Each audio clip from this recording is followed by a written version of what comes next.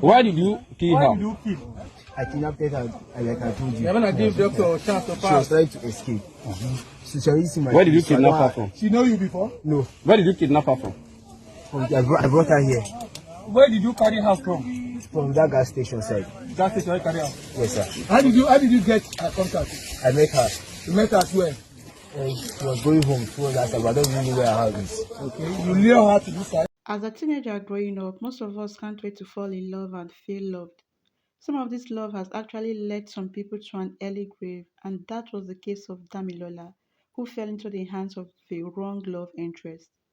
On 4th September 2024, Damilola OROWOYO, a 17-year-old first-year student of Federal University, Kogi State, Nigeria, left home for her exams, and after the exam, she went to see a friend she met the previous week, a love interest, someone who had professed his love for her. She never came home alive.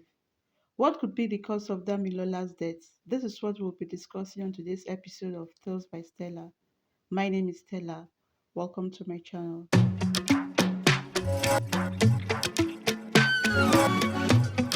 This is Jeremiah Paul, a 20-year-old boy who is from Chikun local government area of Kaduna State, Nigeria.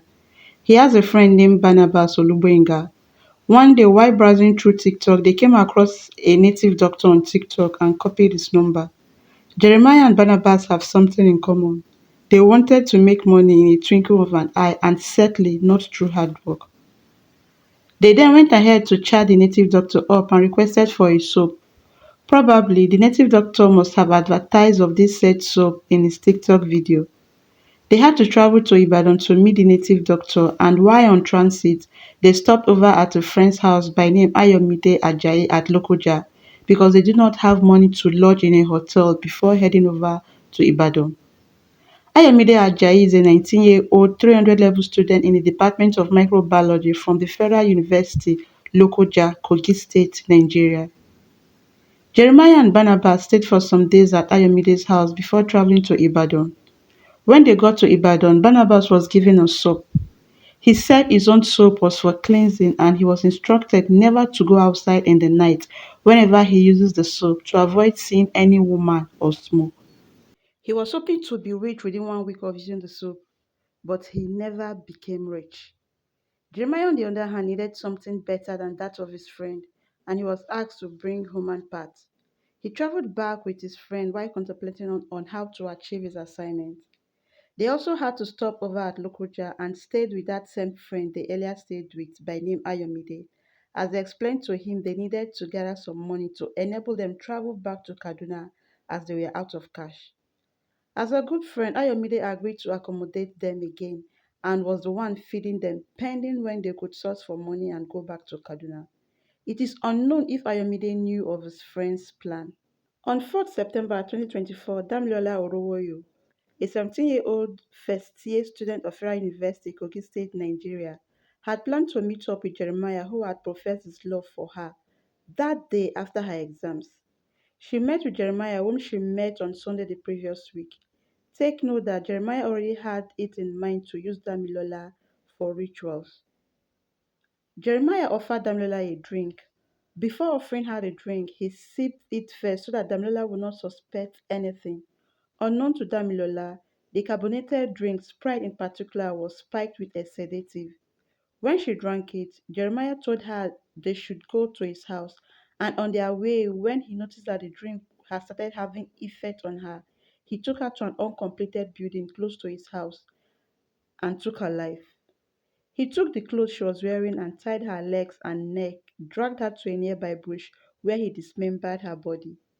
The native doctor who resides in Ibadan had sent a driver who brought a calabash and a knife. In the calabash, he used a black and white cotton to wrap the calabash and a red cloth to wrap the knife. It is the knife Jeremiah used to remove the part of the body as requested by the native doctor. He went ahead to put the part inside the calabash and wrapped it. He gave it to the driver who took it back to the native doctor in Ibadan. Some days later, the native doctor sent Jeremiah his own soap. It was getting late and Damilola was yet to return home. Her parents tried calling her cell phone, but it wasn't going through. Little did they know that their precious pretty daughter was gone forever. Damilola's parents received a text message from a strange number telling them that their daughter had been kidnapped and a ransom of 400,000 naira should be paid if they ever want to see their daughter again. The parent had to report to the Kogi State Police that their daughter was missing and also show them the text message they received from the kidnapper. The police then took the said number and started tracking it. Although the parent had reported to the police, they gathered the 400,000 naira and sent it to the kidnapper. While waiting for instruction on where to find their daughter, the kidnapper called again and demanded another ransom of 10 million naira.